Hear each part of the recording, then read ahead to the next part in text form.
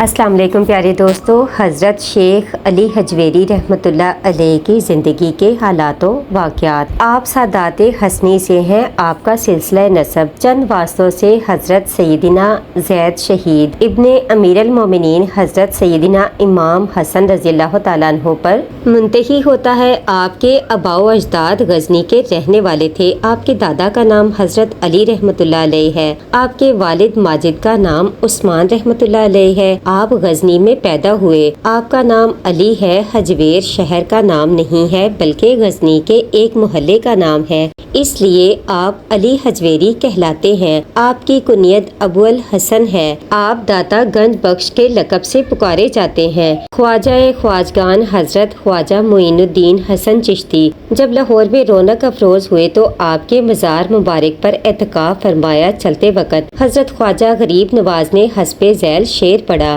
گنج بخش فیض عالم مظہر نور خدا، ناقصاں را پیر کامل کاملہ را رہنما۔ اس روز سے آپ داتا گنج بخش مشہور ہوئے۔ بعض لوگ تو آپ کو گنج بخش کے لقب سے پکارا کرتے ہیں۔ آپ علوم ظاہری کی تحصیل سے فارغ ہو کر علوم باطنی کی طرف متوجہ ہوئے۔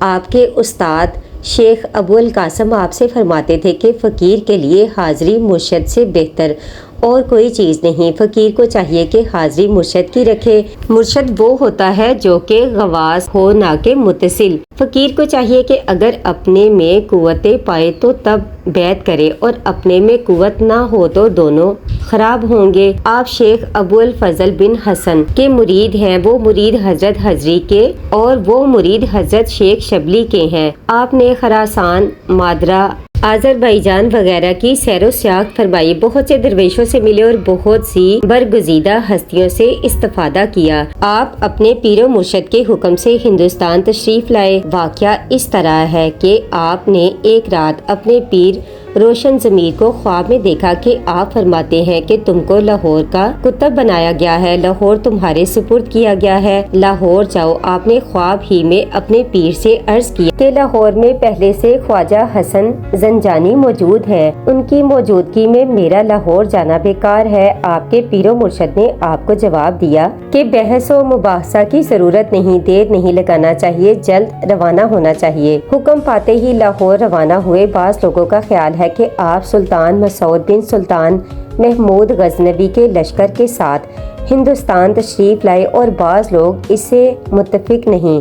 ان کا کہنا ہے کہ آپ شیخ احمد جماعتی اور شیخ ابو سعید حجویری کے ہمراہ ہندوستان تشریف لائے۔ لاہور میں پہنچ کر رات ہو جانے کی وجہ سے آپ نے شہر سے باہر قیام کیا۔ صبح کو جب شہر میں داخل ہوئے تو ایک جنازہ آتے دیکھا۔ دریافت کرنے پر آپ کو معلوم ہوا کہ حضرت شیخ حسن زنجانی کا جنازہ ہے۔ اب آپ کو معلوم ہوا کہ پیر و مرشد کے فرمان میں کیا مصلحت تھی۔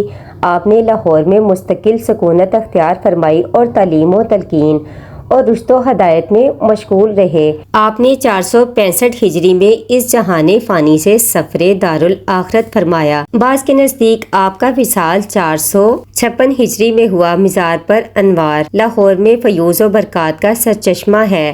آپ کتب زمانہ تھے، ذکر و فکر، مراقبہ، محاسبہ اور عبادت میں مشغول رہتے تھے۔ آپ بلند پایہ عالم تھے۔ آپ نے بہت سی کتابیں لکھی ہیں۔ آپ کی تصانیف حسب ذیل ہیں: منہاج الدین، البیان، کشف الاسرار وغیرہ۔ آپ شاعر بھی تھے۔ آپ کا تخلص علی ہے۔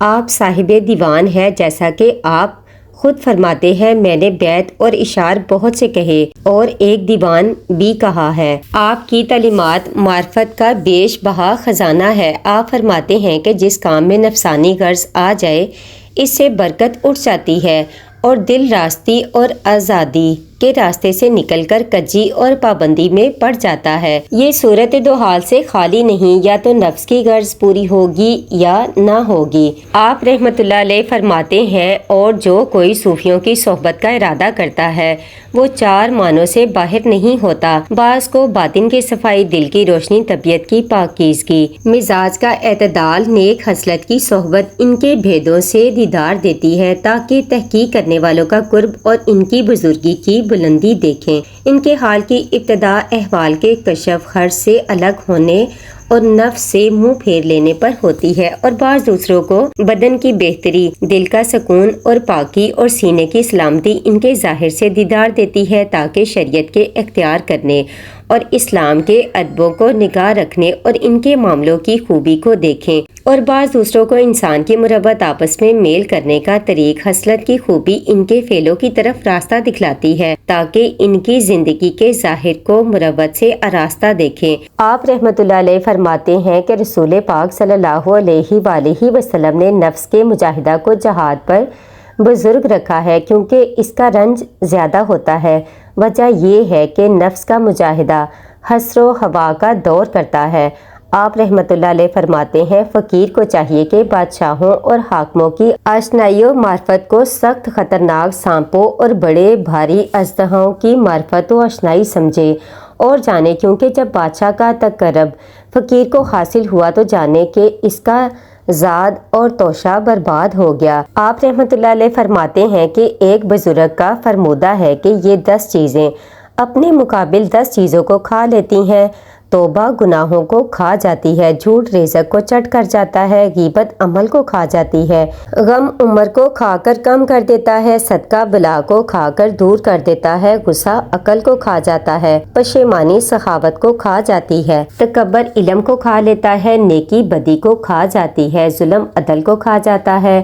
آپ رحمت اللہ علیہ فرماتے ہیں کہ لقمان حکیم سے مذکورہ ہے کہ میں 400 پیغمبروں کی خدمت بجا لایا اور ان سے 8000 کلمے میں نے حاصل کیے، ان میں سے 8 کلمے میں نے ایسے انتخاب کیے کہ ان سے تجھ کو خدا شناسی حاصل ہو، اور وہ 8 سخن یہ ہیں: جب تو نماز میں ہو تو اپنے دل پر نگاہ رکھ، جماعت کے ساتھ یار اور رفیق رہ، جب کسی کے گھر جائے تو اپنی آنکھ پر نگاہ رکھ، جب لوگوں میں آئے تو اپنی زبان پر نگاہ رکھ، اللہ پاک کو فراموش مت کر، موت کو بھلائے مت رکھ، جبکہ تو نے کسی کے حق میں نیکی کی ہو تو اس کو بھول جا، جس نے تیرے حق میں کوئی بدی کی ہو اس کو فراموش کر دے، دولت کو ایک عذاب جان اور اس کو اہل فاقہ لوگوں کو دے دے، اور تصدق کر کیونکہ آخر قبر میں کیڑے کھائیں گے، اور اگر تو نے یہ بخشش میں دے دی تو وہ تیرے دوست دار رہیں گے۔ طالب کو چاہیے کہ خود پسندی، شیخی و تکبر کو چھوڑ دے اور ان کو اپنے وجود سے بالکل باہر نکال دے۔ مبتدی کو چاہیے کہ وہ سما کے نزدیک نہ جائے اور اسے کنارہ کش رہے۔ دنیا ایک کشتی ہے جو کہ پانی پر ہوا ملک ہے جو بے آب ہو، تو غواص غوطہ خور ہو جا اور غرق ہو جانے والا مت ہو۔ دنیا کو بہت ہی ادنا اور ذلیل و حقیر جان، طالب عقبہ کا مت ہو، عقبہ کو عقوبت یعنی عذاب سمجھ، طالب مولا کار ہو کیونکہ اس کا طالب مذکر اور دانا اور بہادر ہوگا۔ طالب حق ہو، فقیری مشکل ہے، علم پڑھ، علم سیکھ اور عمل کر، جو کچھ اللہ پاک عنایت کرے اس پر راضی رہ، اور اگر وہ بے وطنی دے تو اس پر قانع رہ، جو کچھ خدائے تعالیٰ بخشش کرے اس پر شکر گزار ہو، اگر گدڑی دے تو اس کو پہن لے، اگر لباس دے تو اس کو مت پھینک دے، اور اگر سواری کو گدھا دے تو اس پر سوار ہو، اگر گھوڑا بخشے تو اس کو اپنے سے دور مت کر، جو کچھ دے لے لے اور جو کچھ نہ دے اس پر صبر کر تاکہ تو راہ کا ہووے اور تاکہ تو حق تک پہنچے۔ صبر ایک عجیب چیز ہے۔ آپ رحمت اللہ علیہ فرماتے ہیں کہ اللہ پاک کے اسماء حسنہ میں سے اسم یا حبیب اور یا لطیف کے معنوں کو اپنے وجود میں رکھ لے اور ان کو اپنا ورد بنا لے۔ لاہور میں سکونت اختیار کرنے کے بعد آپ نے ایک مسجد تعمیر کرانا شروع کی۔ مسجد کی سمت قبلہ رو نہ ہونے کی وجہ سے علماء نے اعتراض کیا، آپ نے کسی کے اعتراض کا جواب نہ دیا۔ اس مسجد کی محراب جنوب کی طرف معلوم ہوتی تھی۔ مسجد کی تعمیر کا کام ہوتا رہا۔ جب مسجد بن کر تیار ہو گئی، آپ نے علماء و مشائخ کو بلایا، سب نے وہاں نماز پڑھی۔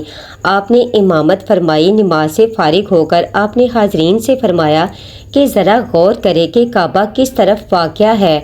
آپ نے توجہ فرمائی، حجابات اٹھ گئے، سب نے دیکھا کہ کعبہ سامنے اور مسجد صحیح سمت ہے۔